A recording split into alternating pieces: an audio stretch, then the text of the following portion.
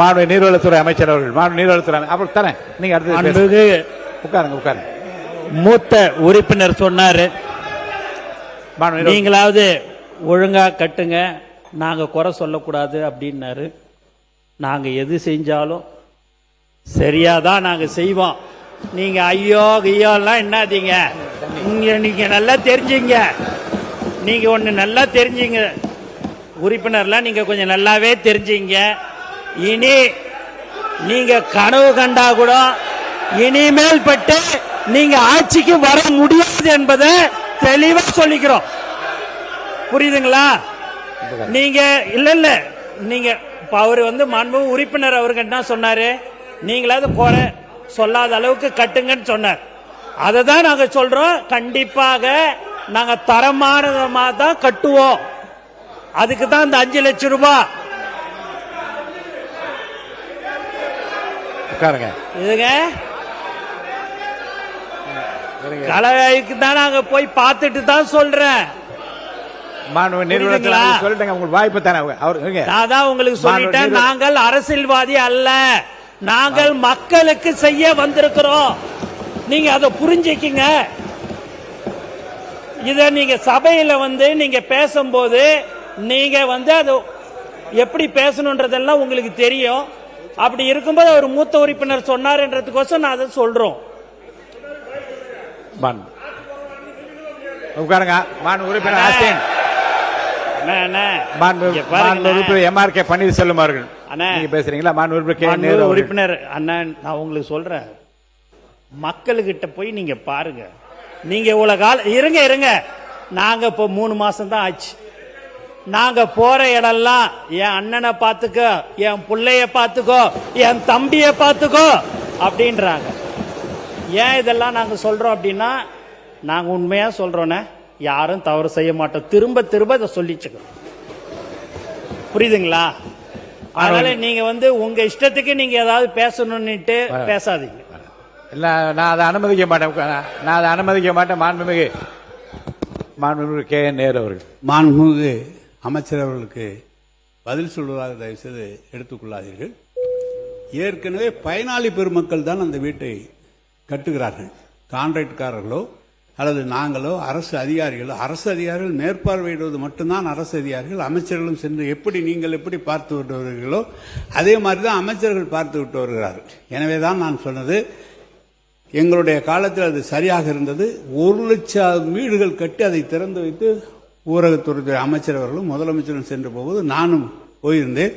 அனைத்து வீடுகளுமே இன்றைக்கு எல்லா இடத்திலையும் ஒரு அதிமுக காலத்தில் கட்டப்பட்ட வீடுகள், ஜெயலலிதா அவர்களுடைய முதலமைச்சர் ஜெயலலிதாவுடைய படம் இருக்கிறது. எங்களுடைய காலத்தில் கட்டப்பட்ட வீடுகளுக்கு கலைஞருடைய படம் போட்டு அங்கு வீடு கட்டு, கலைஞர் திட்டம் என்று வீடுகள் போட்டு, எங்கு சென்றாலும் கிராமத்தில் செல்லும் போது அந்த வீடுகள்லாம் நன்றாக தான் இருக்கிறது. மாண்பு அமைச்சர் ஏதோ பார்த்து சொல்லி இருக்கிறீர்கள். எனவே எங்கள் காலத்தில் கட்டப்பட்ட வீடுகள், அதுவும் அமைச்சர் அவர்கள் அந்த துறையிலே பாண்டித்யம் பெற்றவர், நன்றாக பார்த்து செய்திருக்கிறார்கள். எனவே நீங்கள் சொல்வதை போல அவர் நம்முடைய வேளாண் துறை அமைச்சர் சொல்கிறார் அங்கு தொங்குகிறது என்று.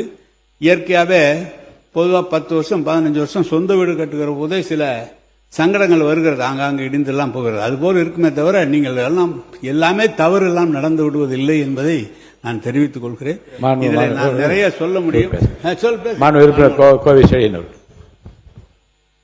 மாண்புமிகு பேரவைத் தலைவர் அவர்களே, மாண்புமிகு நீர்ப்பாசனத்துறை அமைச்சர் அவர்கள் நாங்கள் அரசியல்வாதி அல்ல என்ற கருத்தை மீண்டும் மீண்டும் பதிவு செய்கிறார். அது ஒளிபரப்பில் போய் கொண்டிருக்கிறது. ஆனால் தமிழக வெற்றி கழகம் என்ற அரசியல் இயக்கம் அரசியல் கட்சியாக தான் தேர்தல் ஆணையத்தில் பதிவு செய்யப்பட்டு தேர்தல் களத்தில் நின்று வெற்றி பெற்று நீங்கள் ஆட்சிக்கு வந்திருக்கிறீர்கள் என்ற செய்தியும், நீங்கள் எந்த மக்களை நம்பி எங்களை பார்த்துக் கொள்ளுங்கள் என்று சொல்லுகிறீர்கள், அதே மக்கள் தங்களை இப்படி சொல்லுகிறார்கள் என்ற புரிதலும் அடைவார்கள் என்பதை தெரிவித்துக் கொள்கிறேன். மற்றொன்று மாண்பு வேளாண் துறை அமைச்சர் ஓராண்டுக்குள் கட்டப்பட்ட வீடுகள் என்று சொன்னார். அது முற்றிலும் தவறு. 15 ஆண்டுகள் 20 ஆண்டுகள் முன்பு கட்டப்பட்ட வீடுகள் ஒருவேளை அப்படி இருந்தால் அதையும் பழுதுபார்ப்பதற்கு நிதி தந்த ஆட்சி தான் திராவிட முன்னேற்ற கழக ஆட்சியை தவிர ஓராண்டுக்குள் அது போன்ற வீடுகள் தமிழகத்தில் இல்லை என்பதை பதிவு செய்யும். நீதித்துறை அமைச்சர் அவர்கள். மாண்புமிகு பேரவைத் தலைவர் அவர்களே, ஆக்சுவலாக இங்கே இந்த வீடு கட்டினதை பற்றி பேசிகிட்டு இருக்காங்க. அமைச்சர் அவரும் சொல்லிட்டு இருந்தாங்க தரம் சரியில்லை, குவாலிட்டி சரியில்லை. அதுக்கு அப்போசிஷன் வந்து நிறைய டிஃபெண்ட் பண்ணுறாங்க. All right. ஆக்சுவலாக இது நேற்று வந்து பிடபிள்யூடி இதுலேயே நான் கேட்டிருக்கணும். சின்ஸ் அதை கேட்க முடியல. பிகாஸ் இந்த குவாலிட்டி விஷயம் பேசுறது பார்த்தா இப்போ நான் வந்து சீனியர் மோஸ்ட் மினிஸ்டர் வேலு சாரை தான் கேட்கணும். ஆக்சுவலாக தென்பெண்ணை ரிவரில் ஒரு 16 கோடிக்கு கட்டப்பட்ட ஒரு பிரிட்ஜு 3 மாசத்துல காலியானதை பத்தி உலகமே பேசிச்சு.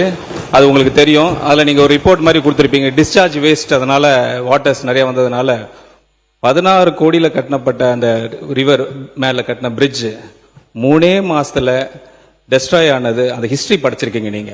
அதை முதல்ல நீங்க தெரிஞ்சுக்கணும். அப்புறம் தான் அந்த குவாலிட்டியை பத்தி பேசணும். அதனால அதுக்கு முதல் பதில் நீங்க சொல்லணும். நீங்க மாண்பு உறுப்பினர் ஏவா வேலு அவர்கள். மாண்புமிகு பேரவைத் தலைவர்களே, இதே மாமன்றத்திலே ஏற்கனவே எதிர்க்கட்சி தலைவராக இருந்த நம்முடைய மாண்புமிகு எடப்பாடி பழனிசாமி அவர்கள் இதே மன்றத்திலே எதிர்க்கட்சியாக இருந்த இந்த கேள்வியை கேட்டு அவைகளெல்லாம் பதிலாக சட்டமன்றத்தினுடைய உரையிலே அதுவெல்லாம் பதிவு செய்யப்பட்டிருக்கிறது. அந்த பாலம் என்பது ஆர்ஆர் என்கிற விங்கின் மூலமாக கிராம சாலை திட்டத்தின் மூலமாக ஒரு கிராம பகுதியிலே கட்டப்பட்ட பாலம். அது தென்பெண்ணை ஆற்றிலே கட்டப்பட்ட ஒரு பாலம். அதனுடைய டிசைன் 54,600 கனஅடி தண்ணியை வாங்குகிற அளவுக்கு தான் அதனுடைய தன்மை கட்டப்பட்டது. இதுவரைக்கும் திருவண்ணாமலை மாவட்டத்திலேயே பெய்யாத ஒரு மழை. அந்த மழை இன்னும் சொல்ல போனால் ஆன்மீக பெருமக்கள் 14 கிலோமீட்டர் கிரிவலம் என்று வருகிற இந்த திருவண்ணாமலை மலையே சரிந்தது. சரிந்ததன் மூலமாக 7 பேர் இறந்தார்கள். அப்படி ஒரு மழை நாங்கள் பார்த்ததே இல்லை. எங்க வயதுக்கு பார்த்தது, அது முன்னாலே பார்த்ததில்லை. அப்படி ஒரு மழை பெய்த காரணத்தினால் மலை சரிந்தது. அந்த அளவுக்கு ஒரு சேதம். கிருஷ்ணகிரி, தருமபுரி மாவட்டங்களில் 50 சென்டிமீட்டருக்கு மேல் மழை பெய்த காரணத்தினால் சாத்தனூர் அணைக்கு வந்த தண்ணி 2.25 கனஅடி தண்ணீர் அங்கே வந்தது. அப்பொழுது பொதுப்பணித்துறை நீர்வளத்துறை அமைச்சர் அவர்கள் எங்க டேம் உடைஞ்சிருமோ என்பதற்காக இரவோடு இரவாக 2.25 கனஅடி தண்ணீர் திறந்து விட்டார்கள். கனஅடி. அதற்கு பின்னால் பாம்பார் என்று ஒரு ஆறு வருகிறது டேமுக்கு கீழே. டிசைனு 54,600 தான் டிசைன். அது 3 மாசம் இல்ல, கட்டி கொண்டு இருந்த நேரம் முடிகிற தருவாய். அது அப்படிப்பட்ட நேரத்தில் டேம்ல இருந்து 2.25 பாம்பாருடைய தண்ணி இவைகளெல்லாம் சேர்ந்த உடனே 3 லட்சம் கனஅடி தண்ணி புழந்த உடனே அதனுடைய தாங்கும் திறன் இல்லாமல் அது அடித்து கொண்டு போனது என்று அந்த டிசைன் எல்லாம் விளக்கம்லாம் சொல்லி ஏற்கனவே சட்டமன்றத்தில் பதிவில் இருக்கிறது. அது இயற்கையினுடைய சீற்றம். இந்த டிசைன் மேல இன்ஜினியரிங் மேல குறை சொல்ல முடியாதது. ஏன்னா கட்டினது 54,600, ஆனா வந்த தண்ணி 3 லட்சம் கனஅடி தண்ணி. அப்படி என்கிற பொழுது அதை தாங்காமல் அந்த பாலம் போன என்பது இதே சட்டமன்றத்தில் ஏற்கனவே பதிவு செய்யப்பட்டிருக்கிறது. அதான் உண்மை நிலை. அதுக்குன்னு ஒரு குழு போடப்பட்டு அவர்களெல்லாம் கூட ரிப்போர்ட் கொடுத்தாங்க. இதுல டிசைன்ல தப்பு இல்லை. இது மழை பெய்த காரணத்தினால் 3 லட்சம் கனஅடி தண்ணீர் தாங்குகிற திறன் இல்லாமல் பாலம் அடித்து போனது என்பதுதான் உண்மை. மாண்பு பொதுப்பணித்துறை அமைச்சர் அவர்கள்.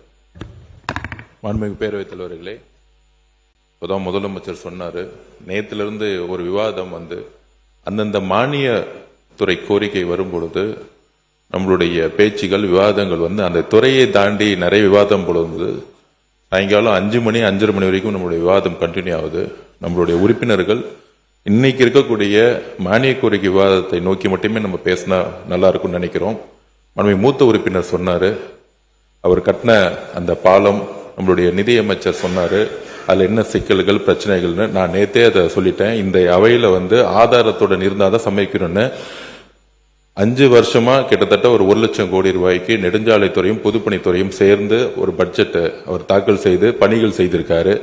ஒவ்வொரு ரூபாய்க்கும் வெள்ளை அறிக்கை ரெடி ஆயிட்டு இருக்கு. மாண்பு முதலமைச்சருடைய கவனத்திற்கு போய் அந்த வெள்ளை அறிக்கை கூடிய சீக்கிரத்தில் செய்யப்படும். அப்பொழுது அந்த பாலத்தோடைய பிரச்சனை என்னங்கிறது தெரியும். கல்லணை கட்டினது சோழர்கள் காலத்துல. இன்னும் எத்தனை மழை வந்தாலும் நல்லாதான் இருக்கு அந்த பாலம்லாம்.